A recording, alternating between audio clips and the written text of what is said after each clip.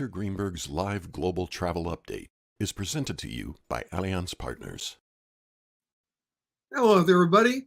Happy third Thursday of June to you all watching out there. We're a little bit later today than we normally are. Normally we're about noon Eastern, now we're about 2 p.m. Eastern, for the simple reason of where I was coming in from. In fact, take a look at this shot.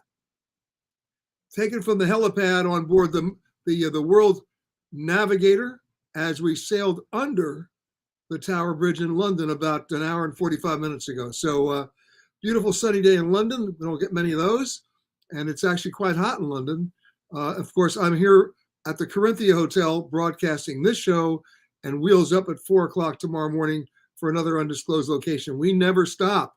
But at least I have a nose left, thanks to the CDC doing what I said they were going to do. You may remember, I've been talking about this for a long time. In fact, I predicted it. For those of you who remember me answering those questions, that it would be gone before June 15th. Guess what? It was gone June 12th. And that's what they made that announcement late last week, that they were going to get rid of the pre-departure testing regulation for people flying back to the US, either foreigners or returning Americans. So my nose thanks you. And by the way, it had to happen. It absolutely had to happen because the science was getting a little messed up here. I could fly to Mexico and drive into America and not have to be tested. I could fly to Canada and drive across and not get tested. It was only if I was flying to America. Made no sense at all. The metrics are a little messed up. I understand the original metrics based on caseload when hospitalizations were high and deaths were high. But we've gotten to the point now of managing COVID where in spite of whatever caseloads there are, the hospitalizations and deaths are way down thanks to the increase in vaccinations. That's what it should be. If you can prove vaccination, I've had two my shots and 2 boosters, I should be able to travel. And that's what we're doing now. So thankfully that's happening. Now, that's the good news. It also, this Emancipation Proclamation, if you will, unleashed a torrent of reservations for foreign flights overseas to international destinations. So an airline ticket that was about $700 from New York to Paris suddenly became $1,200 and more. Every other ticket followed suit. It's going to be a very expensive summer to get there. The power of the US dollar, though, means it may not be expensive as much as it used to be there, but getting there is a problem. Those airfares are going up and up and up. However, let me give you the magic of September. I said that the CDC would get rid of that pre-departure testing requirement before the 15th of June. It happened. I'm looking at the forward bookings. After September 15th, they go off a cliff, which means get smart. September is the magic month for travel for me, the best weather ever in most places in the world. Book your international trips, not to mention your domestic trips, after September 15th. And for US domestic travel, remember, kids are back in school. More and more people are actually returning to the workplace either by choice or they're being forced to. And by September 15th, they're going to have to come to grips with how much they spent on travel this summer, which is, I guarantee you, more than they wanted or anticipated. And even though they had to go, I get it, we were bound and determined to travel. The reality sets in after Labor Day, and that's why those forward-looking bookings are not looking healthy for the fourth quarter. If you're smart, you book then. All right, that's that one. Now, some other crazy things. It's chaos over here in Europe, like it was on Memorial Day weekend in the United States at airports throughout Western Europe. I reported on what was going on a couple of weeks ago from Dublin and from London. It's nuts. My flight tomorrow morning is at 6:40 in the morning. I'll be out there by 3:30 or 4. Any later than that, I might not make the plane, because we're not just talking about a shortage of pilots. We're talking about a shortage of people who work under the wing, the ground handlers, the baggage handlers, the guys who push back the planes. Internationally, 1 million fewer people working in those jobs than in 2019. That'll give you an idea of how pressured it is. We had a situation about 10 days ago on one flight here in London where the captain actually left the cockpit and went down to the tarmac to help load bags so he could actually get the plane off. That's crazy stuff. Speaking of bags, the U.S. Department of Transportation just released their first quarter reports. U.S. Airlines lost misplaced, damaged, or destroyed 21% more bags in the first quarter of this year than last year. That's a huge increase. And who were the least offending airlines and the most offending airlines? Well, the least was Allegiant. Not surprising when you consider they have no connecting flights. They can only lose your bag once going from A to B. It's the airlines with connecting flights that fall apart. And the worst one, at least in the latest results from the US DOT, American Airlines misplacing, damaging, or destroying 8 bags per 1,000. That's a very high number, especially in the world of RFID and barcodes. That's not really acceptable. So just wanted to share that with you on that. The other thing that's going on here in Europe is some airport authorities, including here in London, are basically telling airlines they should waste no time in canceling all their flights that are peak flights for summer to minimize disruption. They're trying to perform triage before there's a problem. Well, there is a problem. They're trying to perform more triage. Now, can they force airlines to cancel flights? Don't think so. But let's see what happens. Remember what happened in the US? First, airlines canceled flights. That almost helped a little bit. Then they canceled entire routes. That almost helped a little bit. And then that was followed by American Airlines about 12 days ago saying, we're going to actually have to ground 100 of our airplanes. Why? They had to admit it. They did not have the pilots to fly them. So there you have it. That's a situation that's probably going to be with us throughout the end of the summer. So again, if you're booking flights this summer, do what I do. If you're leaving from an airport that's not where an airline is based, right? So for example, if you're leaving from San Francisco on Delta, and they're not based there, pick the first flight of the morning and then call Delta, I'm just using this as an example, and say to them, can you tell me if the plane assigned to my very first flight of the day tomorrow morning, did it overnight at SFO? Or will it overnight at SFO? And if the answer is yes, then you have a reasonably good chance that the flight crew stayed with the plane and you'll get out, right? Remember, it can't be where the airline is based or where they have a base of a flight crew. That's what you want to do. All right, let's keep moving on here. We've talked about the bags. Now let's talk about one piece of information you should know for housekeeping reasons. Travel Detective Season 7 is on the air right now, and you can check PBS. You can check it on Amazon Prime or Apple TV Plus. Let's go to a clip. This week on The Travel Detective, it is arguably one of the most romantic islands on the planet. Lush emerald mountains, staggering waterfalls, spectacular beaches, not to mention picture postcard sunsets. It's probably no coincidence that some of the most popular movies of all time have been filmed here, ranging from South Pacific to Castaway to Jurassic Park. But I'm going to show you an island off the brochure as I share with you some of my hidden gems of Kauai. That's our cover story. Plus, it's hard to believe, but some countries still criminalize homosexuality. I'll run down the list of the least friendly LGBTQ plus nations. And then, it's a mountainous Caribbean island with natural hot springs and tropical rainforests. But I'll show you how the locals live on Dominica. I'm Peter Greenberg. All this and more on the next edition of The Travel Detective on PBS. Check your local listings. All right, now let's scroll down and see who's saying hi to me today. We got lots of stuff. All right, all the folks in Tanzania saying hi. Wow. Patrick Cooney is saying, what are your thoughts on flight attendants on some airlines wearing sneakers on the job? You want to know something? I'm a big fan of efficiency and I'm a pragmatist. You try working in heels. I mean, I have no personal experience in that, but you try working on heels at 35,000 feet in narrow aisles. And, I literally feel for those folks who have to do that. I have no problem with that. But, there's such thing as stylish sneakers. But you know what? If it works for them, I have no problem with it. Okay. Brad says, can hotels get back to cleaning rooms every night or state that don't clean rooms every night? I'm right there with you. I am right there with you. The hotels can't have it both ways, right? If you're a full service hotel, charging full service rates, don't lie to me.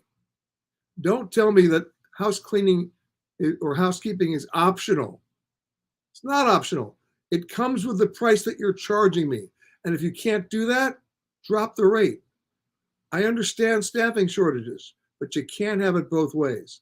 And for the housekeepers, I feel for them because if they're not cleaning rooms, they're not getting tipped. And you should always tip your housekeeper. They're the hardest workers in the hotel. And by the way, if you get to know them, they know everything about what's going on in the hotel. Seriously, it's worth it. Get to know them. But first of all, these days you got to find them. They're not showing up because manager either can't find them, there are not enough of them, or they don't want to pay them. We got to figure this out. All right, Evelyn says hello. Okay, can I get a chance to travel to Paris with you one day? Stand in line. But thank you for the thought. Here's Paul saying, he's hanging in there from Tanzania. Colleen is saying, June 16th, 1904, made famous by James Joyce's Ulysses. It was the day he and Nara became one. It's a thing in Ireland and San Francisco, maybe not in London, though.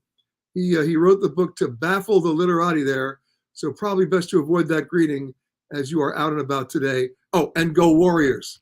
Yeah, talk about a final series, right? Wow. Okay. Elizabeth says, greetings from a very warm Los Angeles, and right back to you from a very warm London. Okay. Sue saying hi from Bellingham, Washington. More Tanzania folks. Cave Creek, Arizona. Oh, Mary Louise. Hello, Mary Louise. Okay, here we go. Hi from Silverdale, Washington. Simon's watching from Kenya. I have to learn Swahili. Asante sana. That was from Puni Rico. Frank is saying, another Tanzania Royal Tour shout out.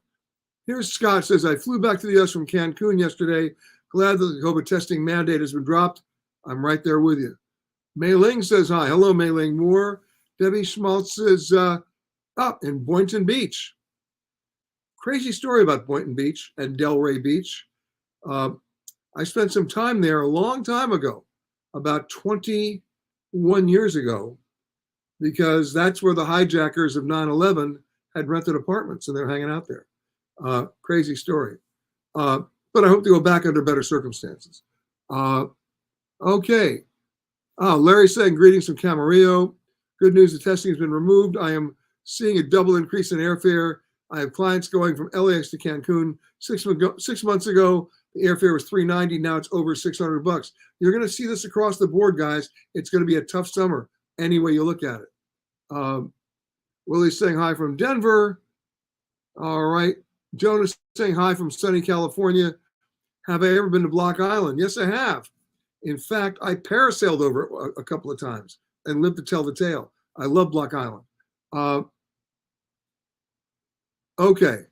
Thomas says, all hotels clean rooms every day, even if there's a late checkout or day use. Thomas, I don't know what planet you're living on. That is absolutely not true in the post-COVID world. Give me an example of all the hotels you know that are actually cleaning rooms every day in the US or where I am in London. I'd love to know what that is. Okay. Adrian saying hi from Huntington Beach, Surf City. Joy is saying, I want to go on a cruise at the beginning of December, leaving out of New York. Do you think that the cruise prices are better for that time of year? They are. They are, because they have limited locations they can go in terms of warm weather if you're taking a 7-day cruise. But yeah, check it out. Here's one from Debbie. Do I think a nonstop from Florida to Fort Lauderdale to Seattle, August 5th at 6:30 on Alaska Air will get you worried because it's late in the day? 6:30 p.m. I'm assuming you're saying, and it's early in the month. Let's talk about early in the month for a second. Even pre-pandemic, every airline has a problem the last 10 days of the month in fielding enough crew, because you either have flight attendants and pilots who have flown their maximum number of hours and they can't fly, or you have a flight crew that have flown their minimum number of hours and don't want to fly anymore. In the old days, they had reserves, not many today. So if it's early in the month and it's 6:30 p.m., the key there is where is that Alaska Airlines flight coming into Fort Lauderdale from before it turns around to go to Seattle? If it's just coming in from Seattle, that's one thing. If it's making hops along the way, the odds of it being on time, well, not great. Okay, plus you have weather. Okay, Gerald says hello from Chicago. Is it a good idea to book a trip to Orlando Disney World now for travel September 17th to 23rd? Air and hotel, or wait? It's very expensive at the moment. Yes, it is. Wait till about the 20th of August when they look at their forward-looking projections and realizing they're not going to hold up year over year. That's when you see things drop, okay? All right, where are we now? I'm going to scroll up. I missed a few people here. Missed a lot of people here. Hold on here. Okay, Steven says, heading back to Berlin via Turkish Airlines. I have a question. Would I recommend the sea bass in business cabin? Can we talk about airline food for a second? Okay, come on, guys. It's an oxymoron. Come on. Are you really on the flight for the food? I'm not. So I recommend landing safely. Let's keep going. Hello to Rosalind. Joliet, Illinois is weighing in. Cindy Moss in New York. Hello, Cindy. Rafaela Minetti. She's watching me because she knows I'm in her hotel, the Corinthian London. What a great hotel it is, too. Okay, Robert wants to know, where have I not been in the world? Well, Robert, there are about 196 countries in the world by the UN count, and I've been to about 152 of them. So there are 44 I still haven't gotten to yet, and let's be honest, I may never get to them. But it's not a race, it's not a contest. I'm not just checking off a box every time I touch down somewhere. My definition of being somewhere or going somewhere or having been somewhere is actually having stayed there. I really get upset with everybody says, I'm the most traveled person in the world because I went to these 17 islands in the South Pacific. Yeah, you went to them all in one day, touched them and ran. Doesn't count. Okay, let's keep going here. Guy says, given the political situation in Myanmar, thoughts on traveling there? This is a tough question because do you want to vote your conscience? Do you want to vote your wallet? Or do you want to vote the power of travel? Let me explain. There are a number of countries in the world controlled by military juntas, not to mention one right next door to Myanmar, Thailand. They've been in power for a while. Does that mean you shouldn't go? Do sanctions really work in travel? Or do you go and engage in dialogue and let the government know that what they're doing is not really a cool thing and hope for change that way? I can't give you a direct answer or a specific one for any individual country, except to say the only time that the decision could be made for you is if your personal safety is in question. And right now, I'm not looking at my personal safety being in question in Myanmar or in Thailand. So if it was just that consideration, I would go. That's not to say you shouldn't voice an opinion, either before you go or after you get back, to let people know what you think is appropriate, ethical, and morally right. Okay? Matthew wants to know, what are my thoughts on Norse Atlantic Airways? I love what he says. Or as I think of them, the zombified remains of Norwegian's long-haul division. Well, that's the airline. That's the airline that was formerly known as Norwegian. Look, I'm all in favor of low-fare carriers entering markets, especially at a time when airfares are sky high, right? We talked about French Bee when we were in Paris. We talked about Norwegian when they were flying as Norwegian. Some of us remember WOW, the Icelandic carrier that failed in competition with Iceland Air. Here's the deal. If you want to fly one of these carriers, then don't book 9 months in advance. Not all of them are well capitalized or can withstand, the fuel price, uproar. So if you want to fly them, understand what you're getting. Your knees will be up against your neck.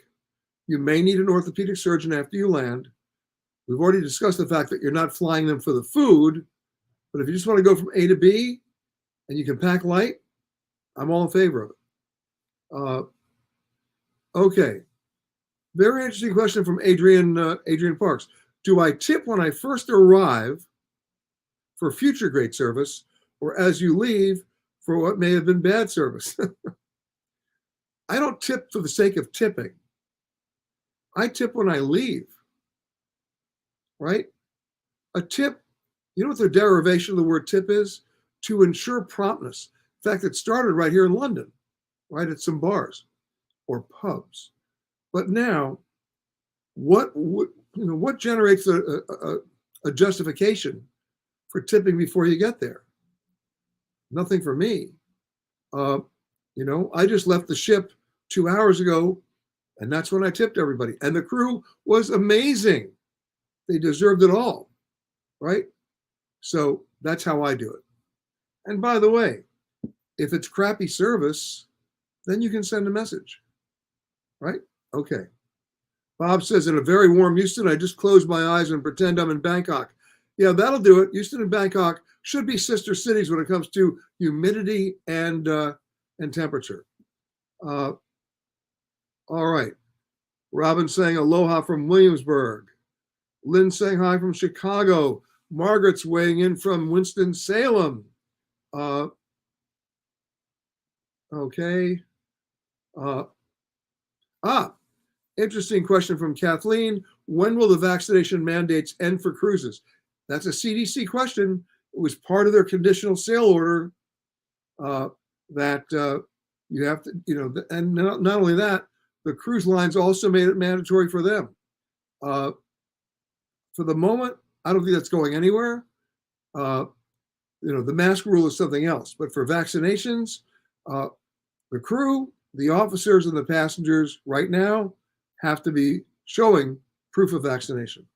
All right, let's keep going here. Zora is saying hello from Beverly Hills. And hold on, I got to go back here. I just had a few more people come in here. Oh, Matthew, you're absolutely right. Matthew Tasker says not only is it going to be tough in terms of cash fares, but also award space for points and miles tickets. Never seen it so dry. It's worse than being dry, Matthew. They've upped the number of miles that you need.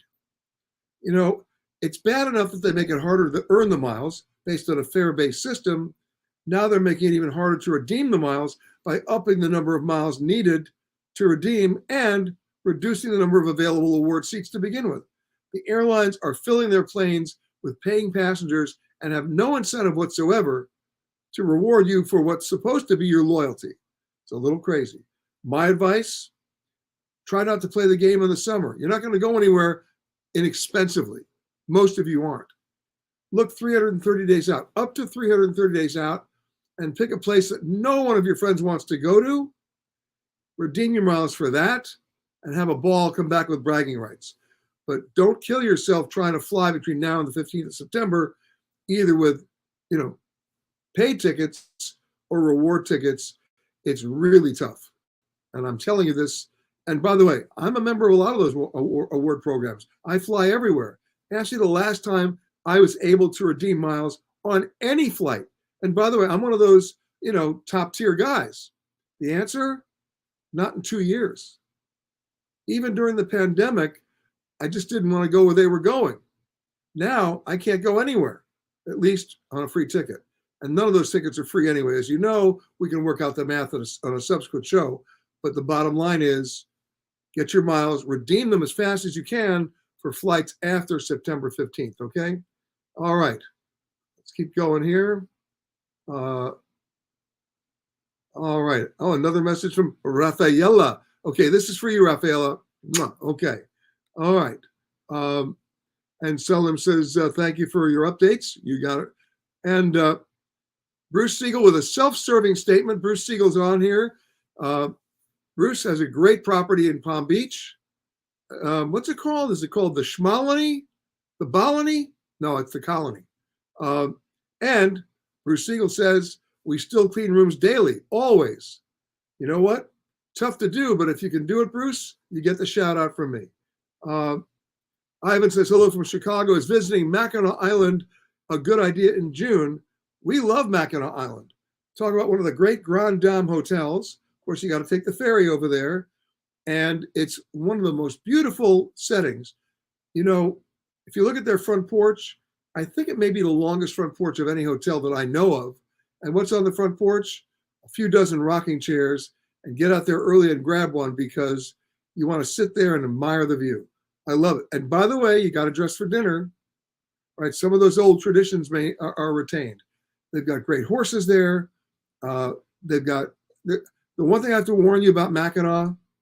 It's a 5-letter word, and it's dangerous. It's called fudge. You can't go 20 feet without another store selling fudge. It's a fudge conspiracy. And you know what? After I told you the warning, you're going to buy it anyway. You can't help yourself because it's really good. All right. Harvey says, I just booked a trip for my wife and I to go to Chile from Canada for next January using credit card points. I couldn't believe an upgrade to premium economy for the long haul was only $106 extra for the two of us. That's because you did it for next January. You thought ahead. Exactly what I was telling you. Okay. Anna wants to know, is travel to Morocco and Egypt safe? Planning on October. I've been going to Morocco and Egypt for the last 35 years. I've never had a problem. Now, every once in a while, Egypt has had problems, but in the last 3 or 4 years, it hasn't. It was on the British Foreign Office list of places not to go, which is truly unfair. They have their act together. Look, nothing beats common sense and being aware, which you should go whether you're going to Morocco, Egypt, or, Englewood Cliffs. But for me, I don't have a problem going to either. Okay. Gene saying hi from Tulsa. Should I be purchasing tickets for Christmas? Well, if you're going in that window between December 15th and January 3rd, yes. No surprises there. We all know when it is. But if you're going before the 15th of December or after the 3rd of January, wait. Okay, here we go. Alexander saying greetings from Heatwave Zurich, Switzerland. Let's hear it for global warming in the Alps. Robert loves Mackinac. Debbie says, how do you find out where your flight is coming in from and how far before can you find out where it originated? Well, there's Flight Radar 24. There's Flight Aware. They all have that information. Great apps, by the way. But if you're going to get the Flight Radar 24, get the professional one, not the regular app. You'll be glued to it. It's so good. Any airplane going, it tells you the tail number of the plane, where it's flying to, where it's flying from, how long ago it took off, its current altitude. You scroll down, it even tells you the last 8 flights the plane took. You get to follow it. Tells you how old the plane is. I mean, probably tells you TMI, but for me, I live for TMI when it comes to planes. Okay, Barry saying hi from Vancouver. Joy says, can you use your phone showing all your vaccine records, or do you need to show your actual vaccine card? I do both. I have a photograph of my vaccine card on my phone, but I like to show the physical document. I just feel better doing it. Okay, the phone is backup. Okay. Okay, here we go. Juice saying hi. Okay.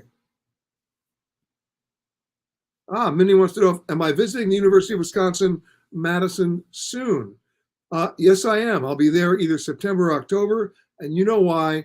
I have to go see a football game at Camp Randall. Let's hope we have a better team this year too. But even if it's a terrible team, let's face it, nothing beats a Big Ten football Saturday. And for those of you who've been to those games, and not just Wisconsin, try University of Michigan in Ann Arbor. Talk about a stadium. Oh my God. Madison, we got about 80,000 in the stands. I think Michigan's over 107,000, and they fill every seat. Okay. Let's scroll down here again. Harriet and Jim are saying hi from Portugal. Okay. Where are we now? Barry's saying hi from Vancouver. I'm going down here again. Okay. Now, I think it's time to go to the photo of the week. Can we do that? This is a cool photo. You got it right there? Okay. Let's congratulate Bridget Eckert, who did this. You know where this photo was taken? Very cool place. Believe it or not, I was just there 4 days ago. That's where I sailed in from. Anybody want to guess? All right. It's Mont Saint-Michel in France, on the coast. That amazing architectural wonder in the abbey there. Just took them 13 centuries to build it. Unreal. Unreal. Bridget, nice job. Taken from the one of the windows in the abbey. By the way, the Benedictine monks are still there. They're still performing services. There are only about 20 of them left, but pretty cool place to be. Try to go really early in the morning or late at night. That's when you want to see it. Or when Bridget was there, because she got a good shot. If you think your photograph is worthy of the photo of the week, you know what to do. Just send it in to us. You see it right there on your screen. Photo contest at petergreenberg.com. All right, let's go to some of the questions you sent in. Barbara says, I've just read that the airlines are now scheduling days off, aka canceling flights. I don't know if this is true, but if it is, I'd like to know if there's any way for passengers to have access to this info. Well, you do have access. Don't wait for an email. Pick up the phone and call them. What they're seeing on their screen is not what you're seeing on your screen. And if you're worried about being on hold for 9 hours, call them after midnight. That's how you find out. And they're doing these triage games, pretty close in. All right, here's one from Rob. Which airport is the least busiest right now? I would say the one in the Antarctic. Okay, forget that. The least busy airport right now in the United States, it's probably, if I had to guess, like Indianapolis or Cincinnati, because in Cincinnati, the Delta kind of pulled out with Comair, and they've never really replaced that. Indianapolis has had a lot of airlift problems. Beautiful airport, by the way. May not be the busiest one. So those are two that come to mind. All right, let's keep going. Anna says, I read it can take up to 4 hours to go through customs now. How long of a wait should I expect if I'm flying at the end of this month? Well, Anna, have you heard of Global Entry? It's the one government program I can always will sing their praises because it works. Apply for it. Even if you only fly 2 times a year out of the United States, you will thank me. How much is your time worth? How much would you pay yourself for 4 hours of waiting? Well, whatever you think you're worth, it's a whole lot less, or more, I should say, than what it costs you to do Global Entry. It really, really works. And sign up for it now. It may take a while to get the interview, but they're now letting you do interviews when you come back to the U.S. as opposed to just scheduling an appointment because they had such backlogs. But it's a great thing. So I hope that answers your question on that. Okay. Christine wants to know, can you tell me if cruise prices will come down after the summer? We're looking to travel the Caribbean in December. Okay. Well, December in the Caribbean, those are not cheap cruise prices, right? Those ships are full, except if it's the first 2 weeks of December or the week after Thanksgiving. Same thing, right? The week after Thanksgiving and the week after New Year's in the travel industry is known as, guess what? The dead week. There's because the week after Thanksgiving, people are recovering from their obligatory dysfunctional family get-together, and the week after Christmas and New Year's is they're just recovering. So that's when the prices go down. Okay, but for December 15th through January 5th, don't count on it. All right, Timothy, why is American Airlines canceling more flights than any other airlines? Because they're out of pilots. They grounded 100 planes last week. They had to admit they don't have the pilots to fly them. Okay. Paula says, how much in advance does an airline have to tell you that your flight has been canceled? Reality? 5 minutes, 2 minutes. They're going to tell you when they tell you. Now, that doesn't mean you don't have rights, and it doesn't mean you can't adjust or they can't rebook you in a normal situation. This summer, you got a problem, right? Even if they want to put you on their next available flight, their next flight is not available because it's already full. So that's why I've always said, especially if you're doing a connecting flight, give yourself a minimum of 90 minutes between flights. So that if the first flight is late you still have a halfway decent chance of getting on that second flight, because otherwise you may be spending the night in Charlotte or Chicago or Atlanta or Dallas. Okay? All right. Elena goes, I love this one. Do you know how much money you're entitled to if a check bag is lost and never found? Well, there are minimums here, and the US DOT publishes those. You can go to their website. It's the Office of Consumer Affairs of the US Department of Transportation, and they will lay out for you the minimums. However, you need to understand something. Airlines will pay losses based on depreciated value, not replacement value. And there are exclusions for which they'll pay nothing, right? If jewelry and furs and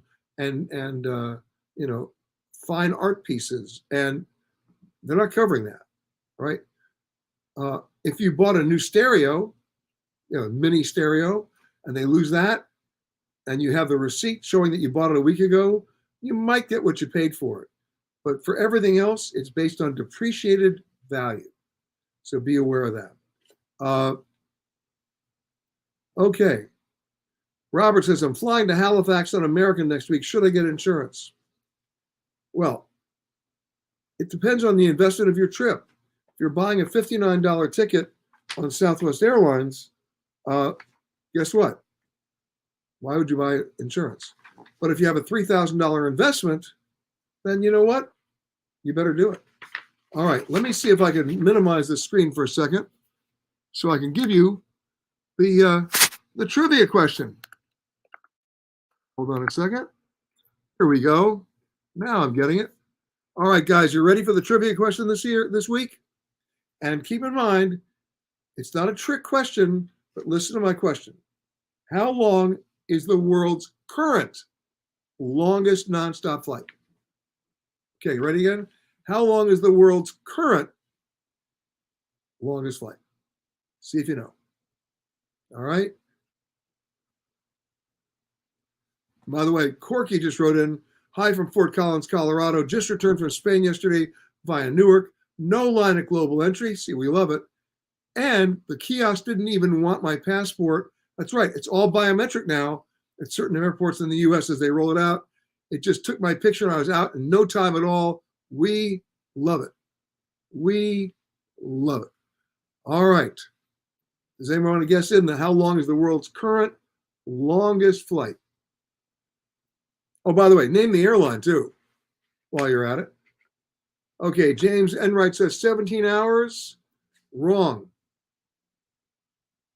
I'll keep going. Anybody else want to guess in? Colleen says 19 hours. Wrong. And by the way, I'm basing this on east to west. All right? Flight goes from east to west. Adrian says New York City to Sydney. Wrong. Lee says 22 hours. Wrong. By the way, when I tell you the answer, it's my, watch the entire episodes of Ozark flight, right? Or binge The Crown, right? Or in the old days, watch 6 movies. That's how long this flight is. Anyone want to guess the airline? By the way, the person who guessed Sydney, it used to be Qantas, but it's not. All right, nobody's guessed it. All right. All right, up 3 people got it. 3 people got it. Here we go. All right. Gina got it. And Robert got it. Bruce got it. Adrian, Heathrow to Cape Town, not even close. LHR to Sydney, that's not a nonstop flight anymore. Hasn't been, but it's going to be the longest flight, by the way, when Operation Sunrise starts working on Qantas in about 1.5 years. But Gina did get it right. And oh my God, Bruce Siegel was so busy cleaning his own rooms at the colony that he stopped long enough to get the answer. And the answer is right. It's the Singapore Airlines flight from New York to Singapore nonstop. Try 18 hours and 30 minutes. But going west, east to west, it's even longer. And you'll be happy to know on that particular flight, they don't have coach because you'd end up as a barricaded suspect. They have premium coach and then business and first. But that's your answer. All right. Now, a couple housekeeping notes. This Saturday, of course, Eye on Travel. Check your local listings. If you can't find it, streamed live on petergreenberg.com. Very interesting show this weekend, by the way. That's number one. Of course, Travel Detective Season 7. Check Amazon Prime, Apple TV, or your local PBS station. And of course, still running, and will be for quite some time, our latest Royal Tour, Tanzania, the Royal Tour. Again, check PBS, Amazon Prime, or Apple TV Plus. I will see you next week from another distant remote location somewhere around the world. And until then, everybody, have a great weekend. Listen in on Saturday for the show. I'll answer more of your questions, and be safe.